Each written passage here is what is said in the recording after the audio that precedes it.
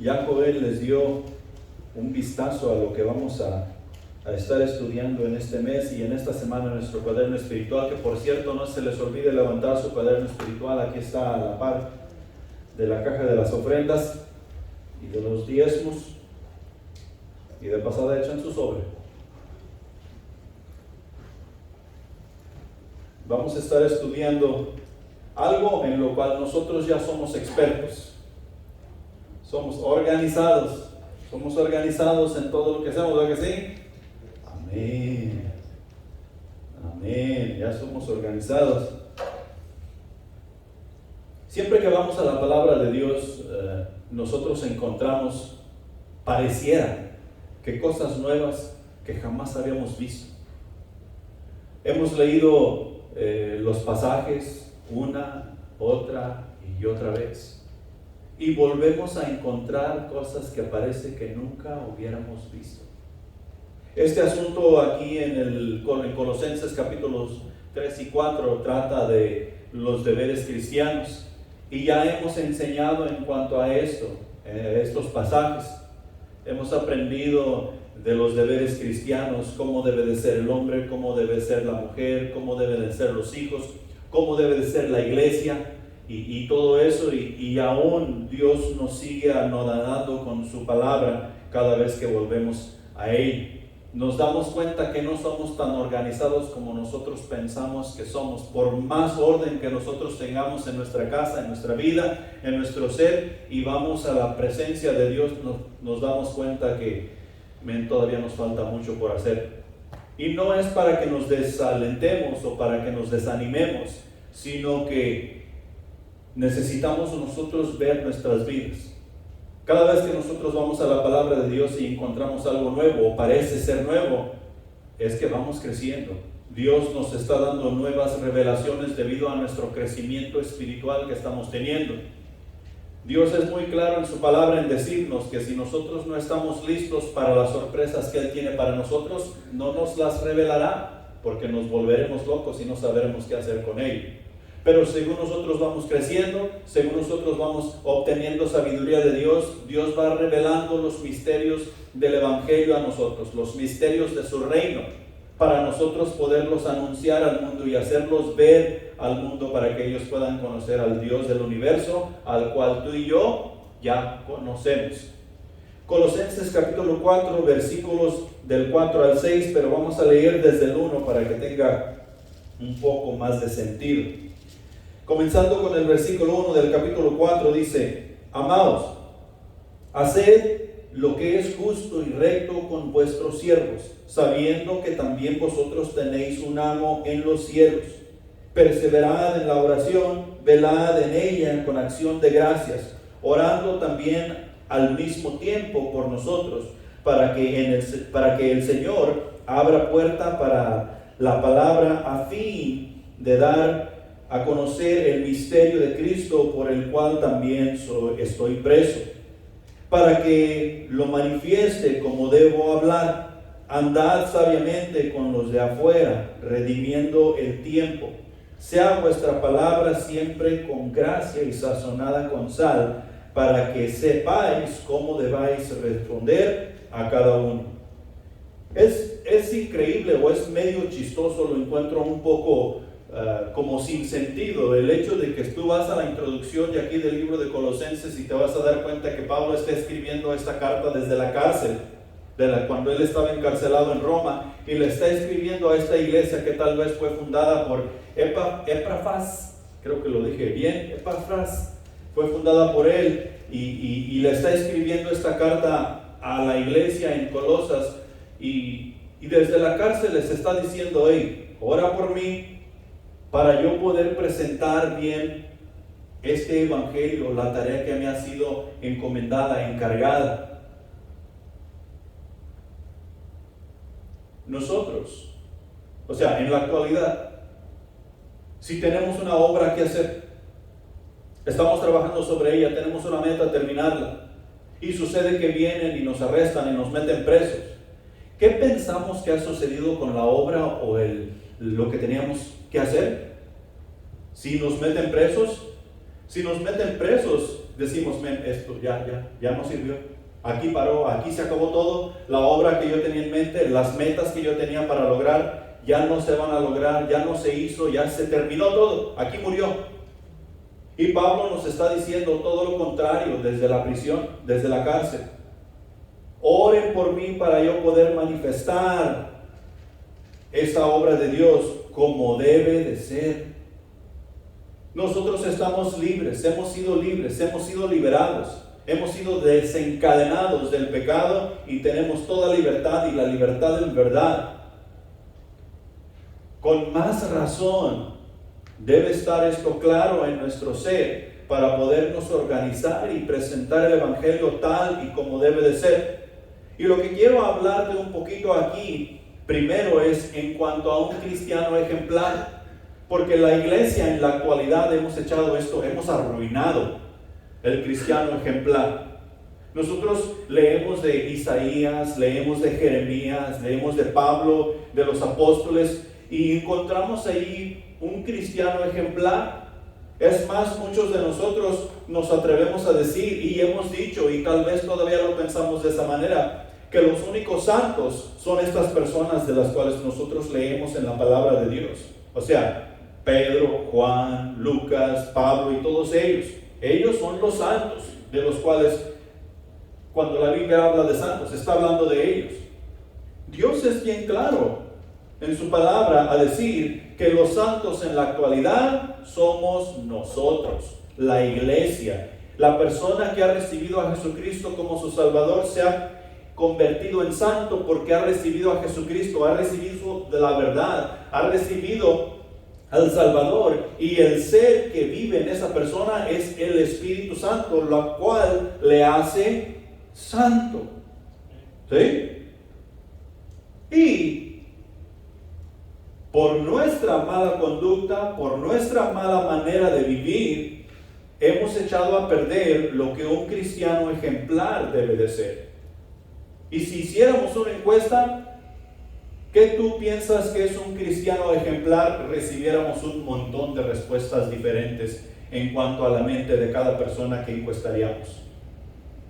Un montón de respuestas, y creo que muy pocas se alinearían a lo que Dios dice que es un cristiano ejemplar. Un cristiano ejemplar lo encontramos allá en Efesios capítulo 2, versículo 10, donde dice lo siguiente: porque somos hechura suya, creados en Cristo Jesús para buenas obras, las cuales Dios preparó de antemano para que anduviésemos en ellas. Dios aquí nos está diciendo que somos hechura suya. Si nosotros vamos a los Salmos, nos vamos a dar cuenta que Dios ahí en los Salmos dice que Él nos formó en el vientre de nuestra madre. Él puso todas las piezas a cada uno, Él puso el parecer, Él puso a cada uno de nosotros. Él nos formó y nos hizo. Y podemos llevarlo al Nuevo Testamento cuando nosotros encontramos al Salvador.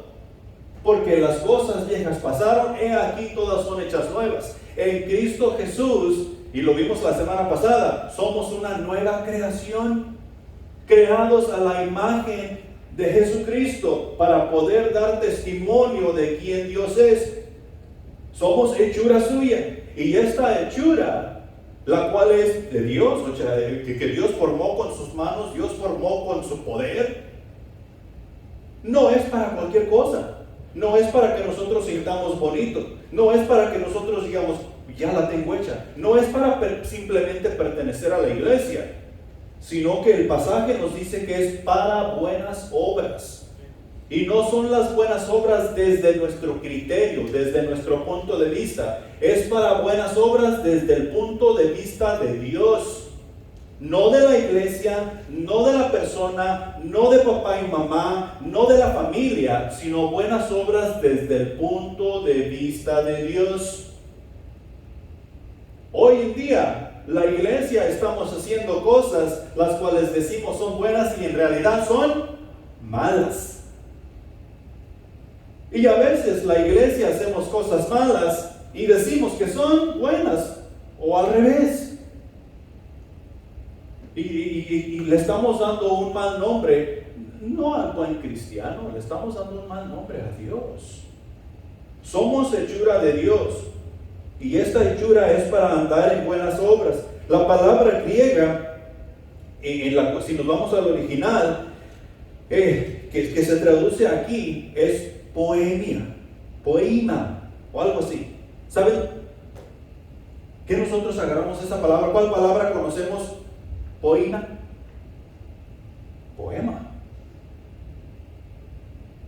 ¿Para qué usamos en general la poesía? Y tal vez sabemos muy poco de la poesía, porque la poesía la usamos para enamorar, la poesía la usamos para hablar bonito, la poesía la usamos para hacernos ver sofisticados. La poesía trae muchas palabras que nosotros jamás hemos oído y que jamás vamos a usar, pero que es un lenguaje muy elevado, muy sofisticado y muy educado. Y Dios dice que somos hechura suya, o sea, somos un poema de Dios. La iglesia es un poema de Dios. La persona salvada es un poema de Dios. Los salmos, todos los salmos, es poesía. Cantar de los cantares es poesía. La Biblia entera, de principio a fin, es una poesía de Dios. Y nosotros usamos la poesía todo el tiempo. Las canciones que a veces andas cantando cuando andas trabajando y que no debes de estar cantando, es una poesía que algún loco por ahí se le ocurrió y le puso letra y le puso tonos y le puso armonía, y ese es un canto.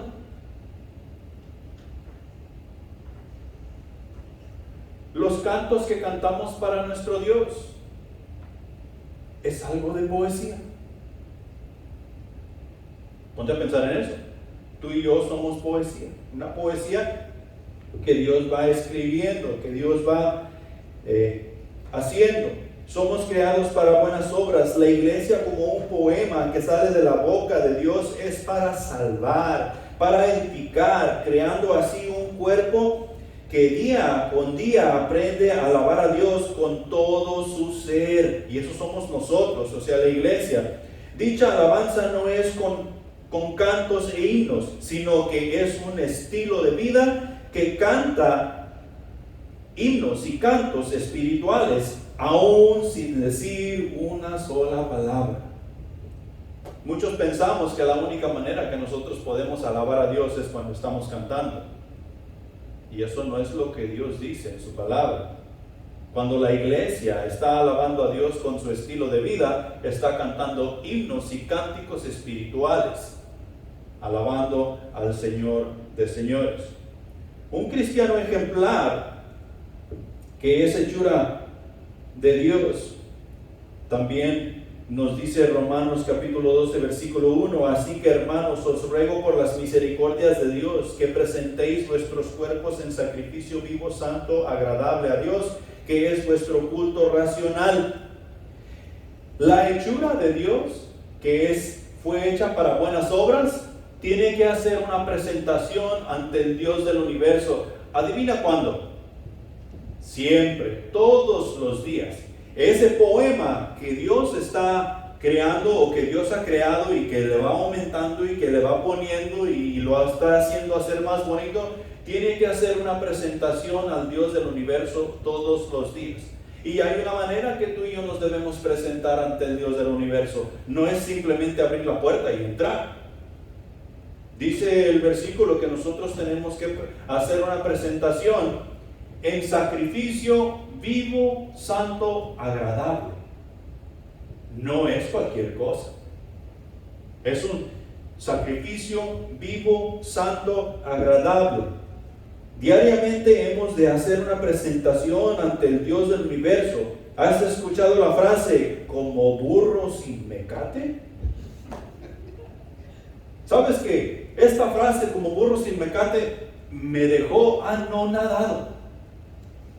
Se me ocurrió abrir mi diccionario. Yo uso mucho el diccionario de referencia de palabra, en inglés se llama Word Reference, y puse ahí burro sin mecate, y que me da la definición. Imagínate tú. ¿Qué quiere decir como burro sin mecate? Y eso lo hemos agarrado de un rancho donde supuestamente vamos y ponemos al burro para pastearlo, para que coma y ya ande ahí y tú lo pones en un lugar. Una hora después tú regresas y el burro ya dio vuelta a todo, ya destrozó las calabacitas, los vegetales, todo. No se quedó en el lugar donde tú le dijiste que comiera. Y a eso se refiere, sin control. Sin control. Dios no creó una hechura, un poema, para que descontroladamente fuera por el mundo haciendo lo que se le pegara a su regalada gana, como burro sin mecate. Nosotros no vamos a presentarnos ante Dios como burros sin mecate. Tiene que ser de una manera como Dios dice, y Dios es un Dios de orden. Hoy en día nosotros encontramos en la casa de Dios todo tipo de personas, todo tipo de vestuario y todo tipo de actitud. Y no es que no hayamos todo tipo de actitud, todo tipo de vestuario y todas esas cosas. El problema es que nosotros queremos presentarnos ante Dios con todo y esas cosas, sin observar y ver qué es lo que Dios está pidiendo de mí. Y quiero presentarme a Dios como yo quiero presentarme a Dios. Y su palabra dice que eso no es posible. Eso no es un cristiano ejemplar. Eso no funcionará y terminará dando un mal testimonio de quién Dios es. La responsabilidad más grande que el cristiano tiene es con Dios. Y ha de presentarse ante Él aprobado, o sea, en santidad y en justicia, para así poder salir al mundo y hacer esa una buena obra a la cual ha sido llamado. Una tercera cosita, y aquí terminamos con el cristiano ejemplar. En Romanos capítulo 8, versículo 9, encontramos las siguientes palabras, que dicen: mas vosotros no vivís según la carne, sino según el Espíritu, si es que el Espíritu de Dios mora en vosotros. Y si alguno no tiene el Espíritu de Cristo, no es de Él. Gálatas, quiero que se vayan a Gálatas y quiero que marquen estos versículos que les voy a dar. Gálatas capítulo 5.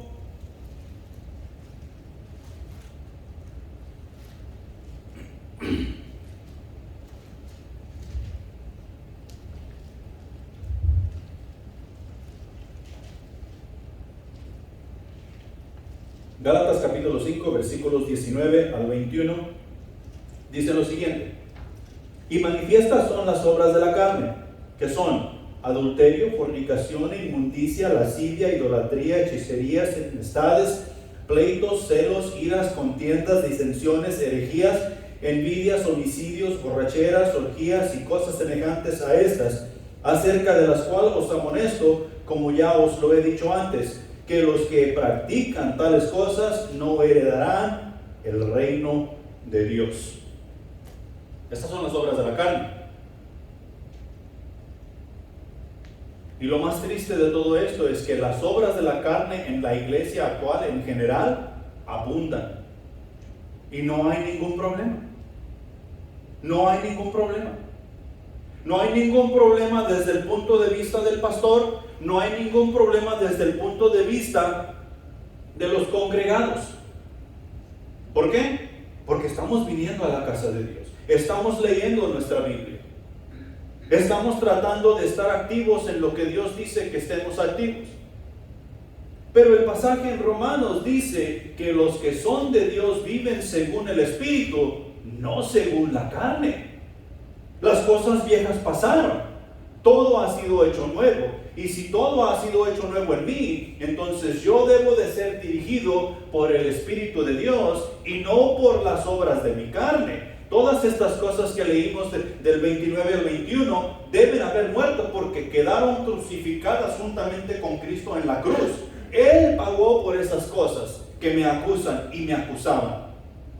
ya no deben existir más en mi vida, porque en Cristo Jesús soy guiado por el Espíritu.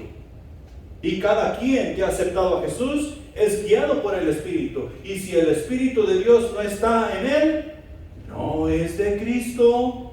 Es así de sencillo. Y si la persona no es de Cristo, adivina qué es lo que le va a guiar: las obras de la carne. Y tú y yo tenemos que tener mucho cuidado con esto, porque las obras de la carne van a venir y te van a decir: está bien, no hay problema, aquí no hay hermanos, no hay problema, no estás en la iglesia, ándale un ratito.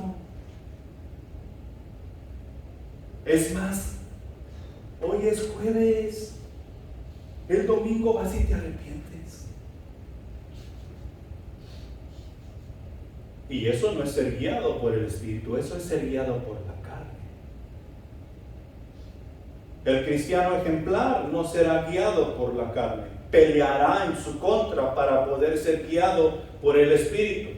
Mira lo que dicen los siguientes versículos del 22 al 24. Mas el fruto del Espíritu es amor, gozo, paz, paciencia, benignidad, bondad, fe, mansedumbre, templanza. Contra tales cosas no hay ley. Pero los que son de Cristo han crucificado la carne con sus pasiones y deseos. Por lo consiguiente, si hemos crucificado estas pasiones y deseos juntamente con Cristo, porque Cristo ya pagó con ellos, lo que debe ser visible en el cristiano ejemplar es amor, gozo, paz, paciencia, benignidad, fe, templanza y paz, y todas estas cosas contra las cuales no hay ley. No pueden acusarnos, no pueden llevarnos a la cárcel por practicar el amor, por tener paz, por ser buenas personas desde el punto de vista de Dios. Y si nos llevan a la cárcel, así como llevaron a Pablo, nosotros vamos a estar pidiendo: Dios, dame sabiduría para poder mostrar el evangelio a estos carceleros. Porque eso es lo que hace un cristiano ejemplar. Y tú y yo necesitamos luchar por ser ese cristiano ejemplar que Dios quiere que tú y yo seamos. Ahora, un cristiano ejemplar es organizado.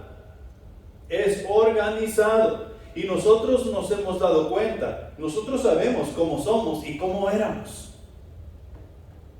Trabajaba yo en State Farm. Y había unos vendedores que eran excelentes vendedores. Todo el tiempo vendían, a como diera lugar, por la buena y por la mala. ¿Y sabes cuál era su excusa? Yo soy inteligente.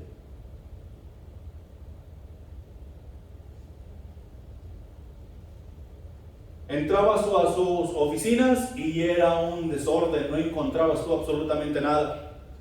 Entrabas a sus computadoras cuando se trataba de ayudarles y las cosas estaban todas desorganizadas.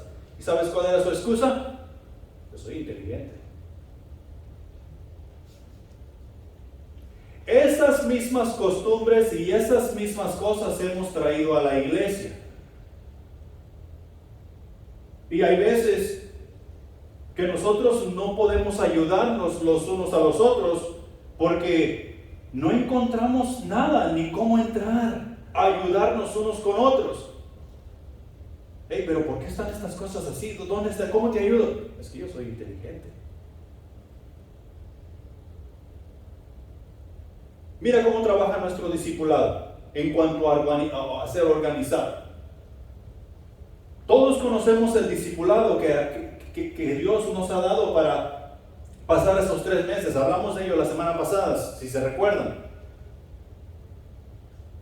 Si yo estoy discipulando y voy en la lección 5 y la semana que viene, que yo no estaré, toca dar la lección 6, ¿quién puede dar esa lección? Cualquiera. ¿Por qué? Porque ya conocemos, ya sabemos de qué trató la lección 5 y sabemos de qué tratará la lección 6. Estamos en la misma. ¿Quiere decir que somos inteligentes? No. Quiere decir que tenemos algo de organización a lo que Dios nos ha dado para hacer. Y no es cosa de otro mundo, no es una cosa que tú digas, wow, qué enseñanza es esto, sí está bueno. No, es la palabra de Dios, que claro, está bueno.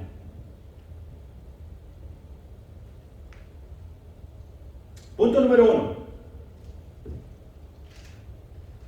El cristiano pinta un cuadro de quién Dios es. El cristiano pinta un cuadro de quién Dios es. El primer versículo que lo encontramos allí en Colosenses, que me parece que es el versículo 4, dice, para que lo manifieste como debo hablar. ¿Qué nos ha llamado Dios a hacer? A predicar. Entonces, mientras tú y yo vamos por el mundo predicando, tú y yo tenemos que pintar un cuadro de quién Dios es. Nosotros vamos con el inconverso, nosotros vamos al mundo con las personas que no tienen ningún conocimiento de Dios, y mientras estamos hablando, como no nos conocen personalmente, tenemos que pintar un cuadro de quién Dios es. Ese cuadro se va a quedar en sus mentes, y ese cuadro les tiene que convencer. Si es un buen cuadro de quién Dios es, les tiene que convencer que yo necesito estar, o que ellos necesitan estar en una relación con Dios. Claro, el Espíritu Santo es el que hace todo el trabajo. Nosotros únicamente predicamos la palabra. Y en esa predicación que estamos haciendo, estamos pintando un cuadro de quién Dios es. Dime con quién andas y te diré quién eres. Siempre lo hemos usado negativamente. Lo hemos usado negativamente porque, o ya sean nuestros amigos o nuestros hijos andan con malas influencias, y les estamos diciendo que no anden con esas personas porque se van a meter en problemas. ¿Y tú cómo sabes? Dime con quién andas y te diré quién eres. Si tú andas con ladrones, tú eres un ladrón. Si tú andas con violadores, tarde o temprano tú vas a violar a alguien y andas con violadores. ¿Con quién andan los hijos de Dios? ¿Con el diablo? Con Jesús. Dime con quién andas y te diré quién eres. El cuadro que debe estar pintado en nuestros rostros, en nuestro ser, en nuestra alma, en nuestro espíritu, debe de ser el cuadro del Evangelio, el cuadro de Jesús, el cuadro de la verdad, el cuadro del verbo de Dios, para que el mundo diga, wow, esta iglesia sí anda con Jesús. Míralos, cómo se mueven, cómo actúan, cómo hablan. Y ellos deben de poder ver que si nosotros andamos con Dios, a Dios es a quien representamos. Que si nosotros hablamos de Dios, a Dios es a quien representamos. La persona que llega a la salvación obtiene una nueva vida y con ello una nueva perspectiva. Esto lleva a analizar todo en su vida desde el punto de vista de Dios, porque es que tenemos una nueva vida en Cristo, y con esa nueva vida en Cristo viene un nuevo panorama. Un nuevo panorama. Aprendemos a ver como Dios mira. Aprendemos a pensar como Dios piensa. Pero claro, eso no es de la noche a la mañana, y tampoco es viendo las novelas, sino leyendo la palabra de Dios, recibiendo la instrucción del Espíritu Santo. Ni tampoco viendo Netflix, por si acaso ya estás actualizado.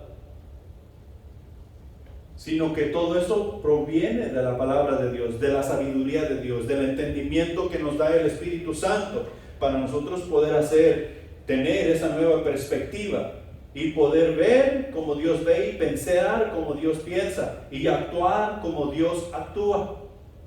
Primera de Corintios capítulo 11 versículo 1 dice lo siguiente: sed imitadores de mí como yo de Cristo. Pablo le está diciendo a la iglesia en Corintio, ustedes deben de actuar como yo actúo, porque yo he actuado y actúo como actuó Jesús.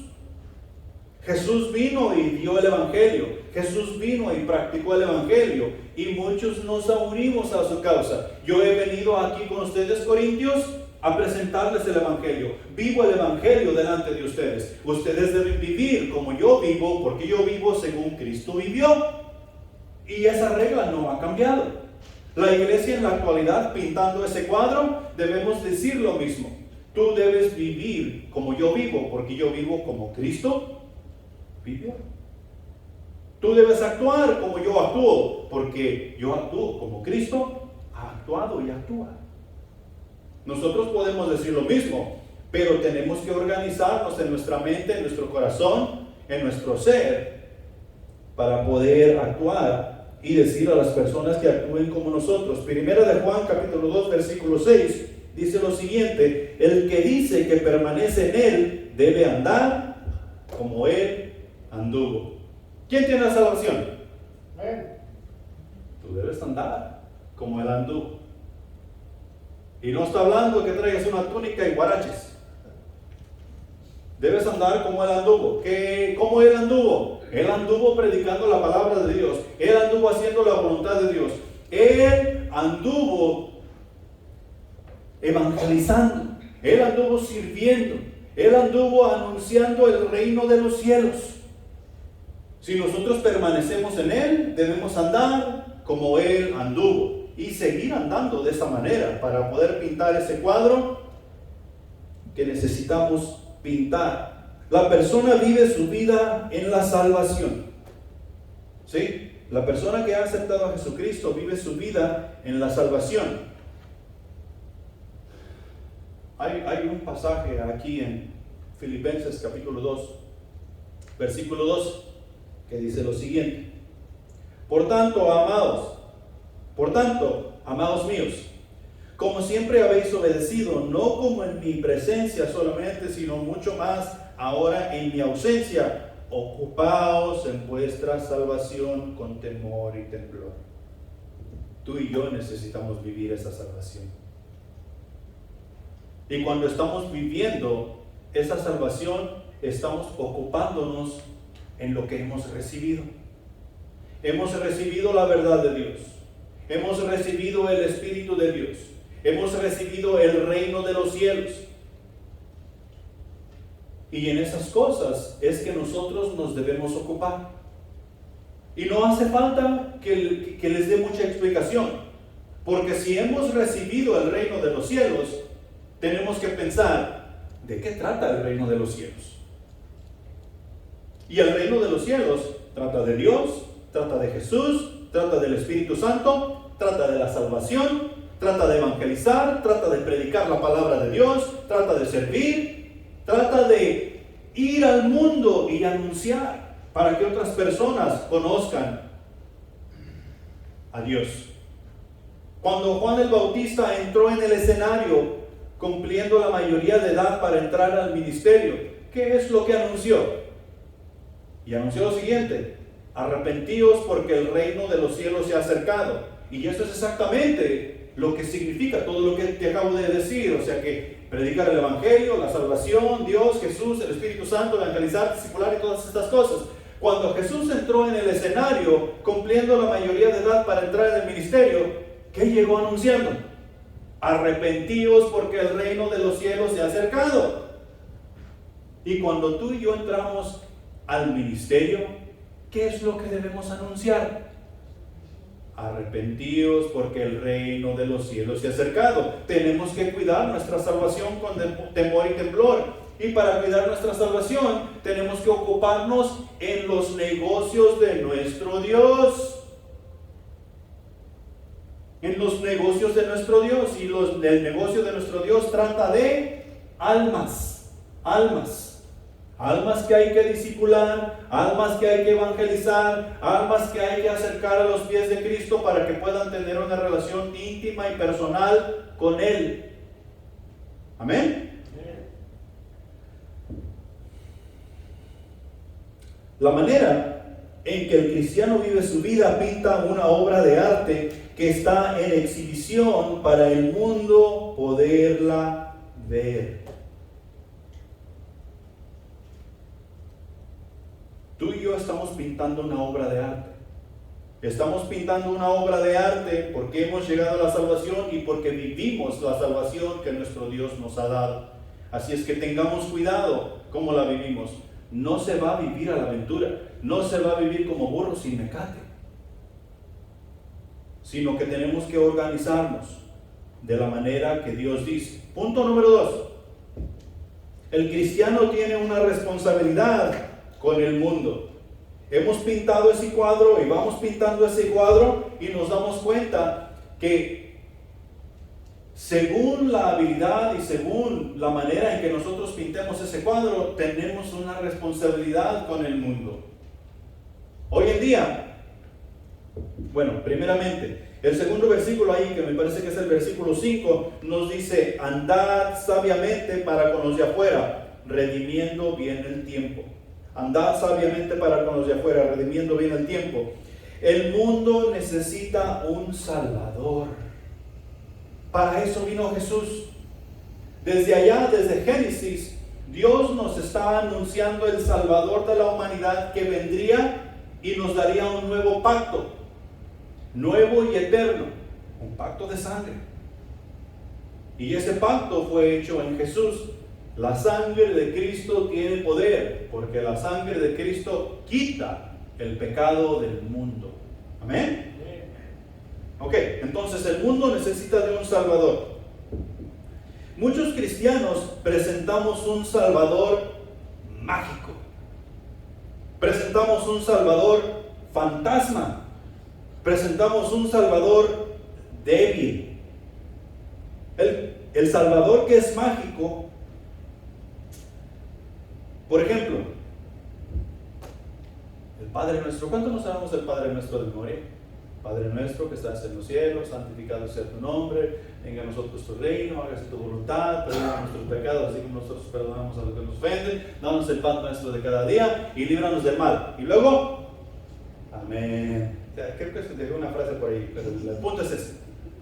No sabemos eso. Y se nos ha enseñado hasta cierto punto que cuando nosotros nos encontramos en problemas, recitemos el Padre Nuestro y todo va a estar bien.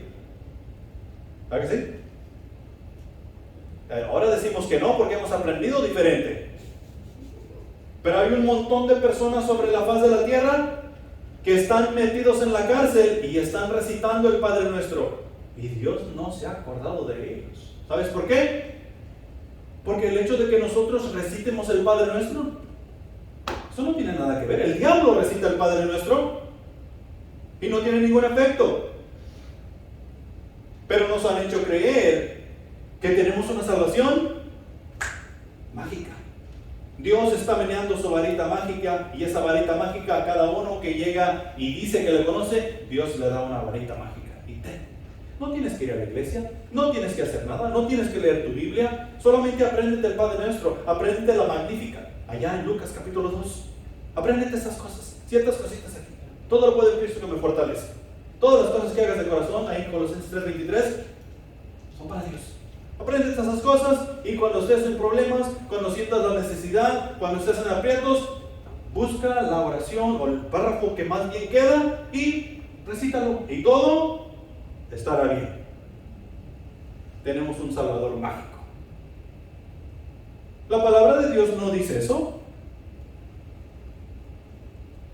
Jesús les estaba dando un modelo de la oración a los apóstoles en el Padre Nuestro. Y en cada uno de estos pasajes que les mencioné, hay mucha tarea que hacer para la iglesia. Hay mucha tarea que hacer para el cristiano. Acuérdense, estamos pintando un cuadro. El Salvador que nosotros tenemos no es mágico.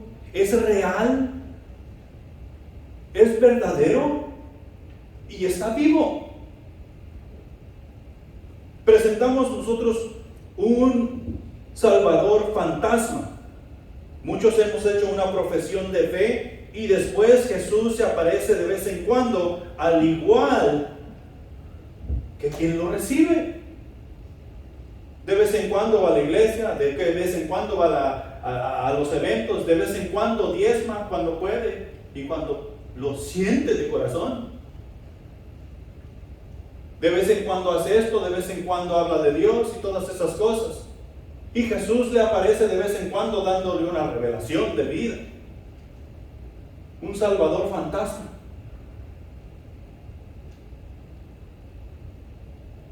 Se han metido a lo de inglés, donde muchos en inglés usan el Holy Ghost, el fantasma santo, hablando del Espíritu Santo.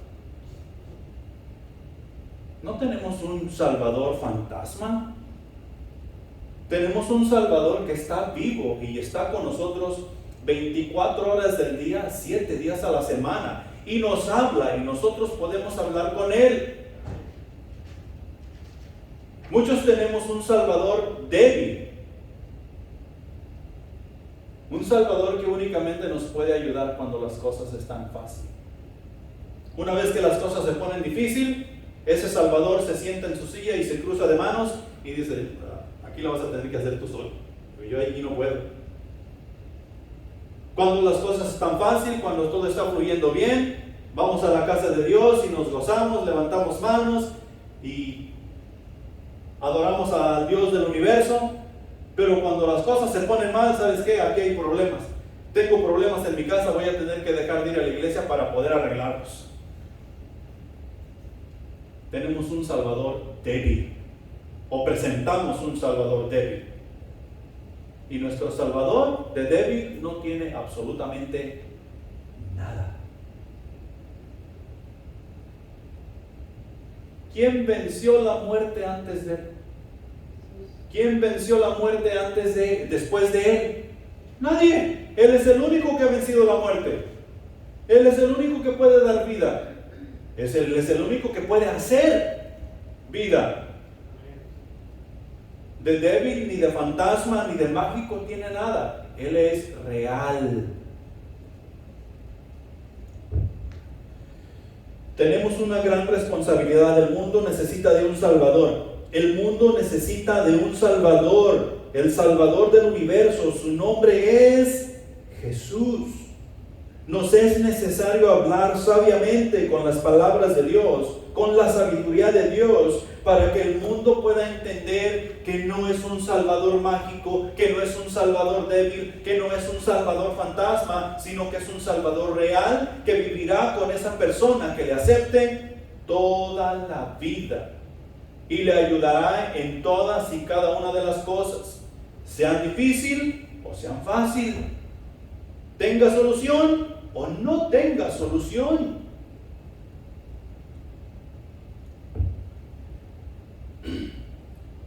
En cuanto a responsabilidades, nuestra responsabilidad es predicar el Evangelio. Esta tarea es la tarea más importante del cristiano.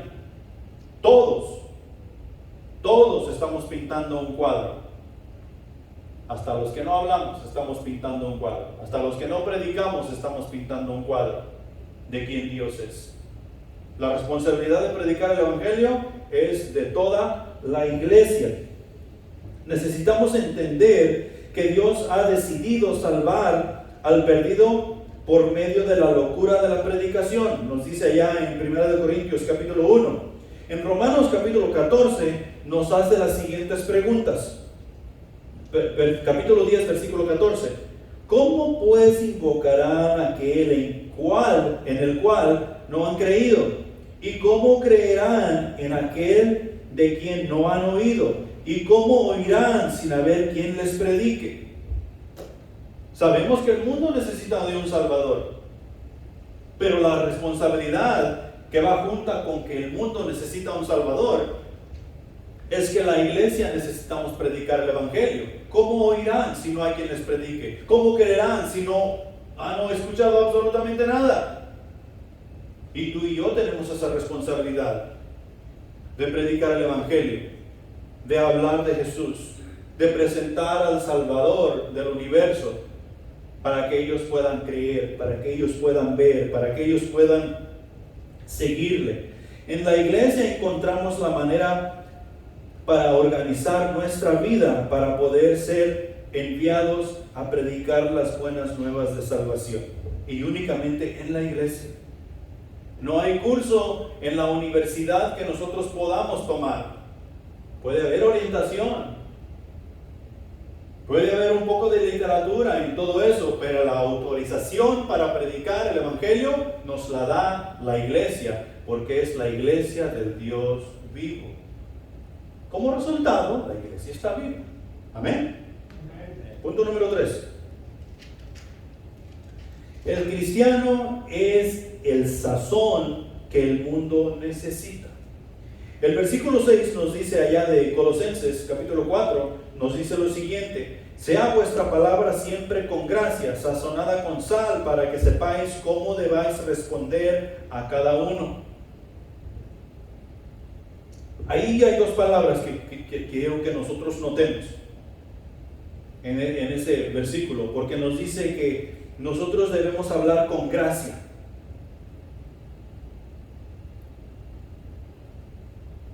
Y nuestras palabras deben de ir sazonadas con sal. Ahora sabemos que gracia es algo que no merecemos. Gracia es lo que nosotros hemos recibido de Dios, la salvación. No merecíamos la salvación, pero Dios nos ha dado la salvación, algo que no merecíamos. Eso es gracia. Pero aquí en este pasaje le está dando un sentir, y el sentir es este. Se refiere a hacer las cosas con elegancia. Se refiere a hacer las cosas con armonía. Y se refiere a hacer las cosas atractivas. Se refiere a hacer las cosas agradables. Tú y yo debemos hacer este asunto de la predicación del evangelio con gracia. O sea que necesitamos hacerlo atractivo. Necesitamos hacerlo agradable. Necesitamos nosotros hacerlo con armonía. Mira, si nosotros encontramos a una persona inconversa y le decimos: mira, tú necesitas arrepentirte, porque si no te arrepientes te vas a morir y vas a ir al infierno. ¿Es verdad o no es mentira? Es verdad. ¿Qué es lo más probable que suceda si tú le dices a una persona esas palabras así como te las dije ahorita? ¿Ah? Se va a enojar, se va a enfadar, o va a dejar de prestarte atención, y en lo peor de los casos te va a dar una maltratada, o tal vez te va a pegar. ¿Por qué? Pues porque no está sazonada, porque no va con gracia, no tiene nada que agradecerle, no tiene sabor. Y tú y yo tenemos toda la sabiduría del mundo para poder dar la palabra con gracia, con armonía, con sabor, con agradecimiento. Nuestras palabras, nuestra predicación debe de ir con gracia y sazonada con sal. ¿Para qué sirve la sal? Mira, tú puedes poner todos los condimentos sobre la mesa, y hoy en día hay un montón de condimentos que tú puedes sazonar la carne a que sepa como manzana o como piña y todas esas cosas. Pero entre todo eso nunca falta la sal. Yo estoy aprendiendo a hacer costillitas y todo, diferentes carnes. La otra vez Erika estaba preparando una carne y me dijo: ¿le pongo esta? ¿Le pongo? Sí, pero si le pones esto, esto y esto, no le pongas sal. ¿Sabes por qué? Porque esto y esto y esto traen bastante sal. Entonces, si le pones este sazón, este y luego le pones sal, vas a ver más rico, ¿ah? No, se va a echar a perder. Tenemos que tener cuidado. Tenemos que tener cuidado. ¿Cómo? ¿Qué tanta sal, qué tanto sazón le ponemos nosotros a nuestras palabras? Porque si le echamos mucha sal a la comida, la arruinamos, la echamos a perder. Nadie se la puede comer. Va a ser desagradable al estómago y va a enfermar a la persona. Nuestras palabras, nuestra predicación, aparte de ir con gracia, tiene que llevar el sazón adecuado. Tú y yo tenemos la sabiduría para dar el sazón adecuado a la palabra de Dios que nosotros estamos predicando. Porque nosotros podemos arruinar la palabra de Dios para con la persona. Podemos echar a perder todo el asunto. Y tenemos que tener cuidado de eso.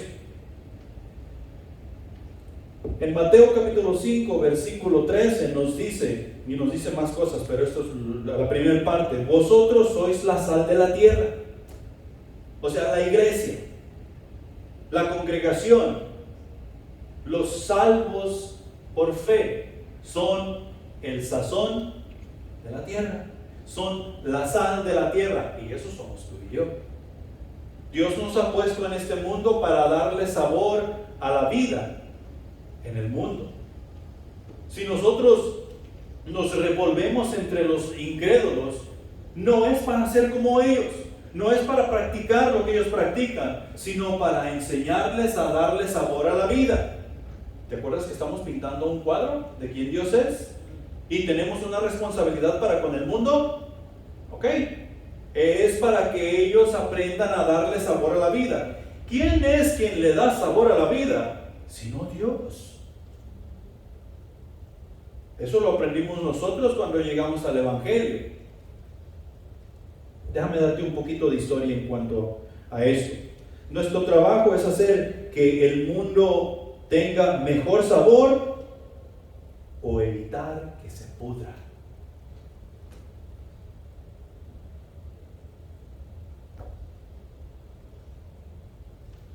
¿Por qué? Porque la sal tiene ciertos beneficios. La sal es usada para condimentar, es usada para conservar, para sacrificar. Allá en Levíticos capítulo 2, versículo 13, dice Dios a la congregación de Israel: hey, todos los sacrificios deben de ir sazonados con sal. No presentes sacrificio a mí sin sal.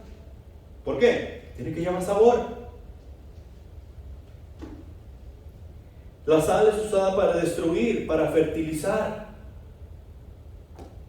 Hace que un mes, 2 meses se me arruinaron los filtros de mi casa para el agua, y los filtros tienen un contenedor que lleva sal. Se le tiene que estar poniendo sal cada 2 meses, cada 3 meses. Y yo lo había llenado casi hasta arriba, hasta donde lleva el límite, y los filtros ya no sirvieron. Entonces tuvo que reemplazarlos. Y toda esa sal, ¿adivina qué? Había que sacarla de ahí. Y ya no sirvió. Estaba muy compactada, ya no iba a hacer su trabajo. Entonces hay un monte que no habíamos desmontado, y yo fui y aventé esa sal ahí. ¿Y sabes qué hizo esa sal? Destruyó todo ese pedacito de grama, de monte que había ahí, de arbustos.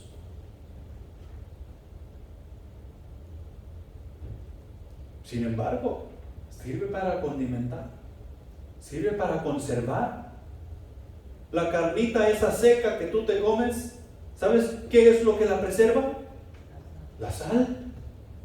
No está cocida, no ha sido pasada por las brasas, sino que simplemente la empaparon de sal y la colgaron a secar.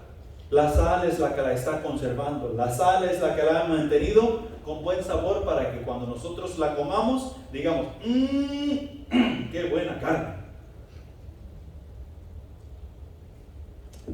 Varias civilizaciones antiguas utilizaron la sal como fertilizante para el suelo, y según las condiciones podría ayudar a la tierra en retener agua, hacer que los campos sean más fáciles de arar, liberar minerales para las plantas, eliminar las malas hierbas, proteger los cultivos de enfermedades, estimular el crecimiento y aumentar los rendimientos.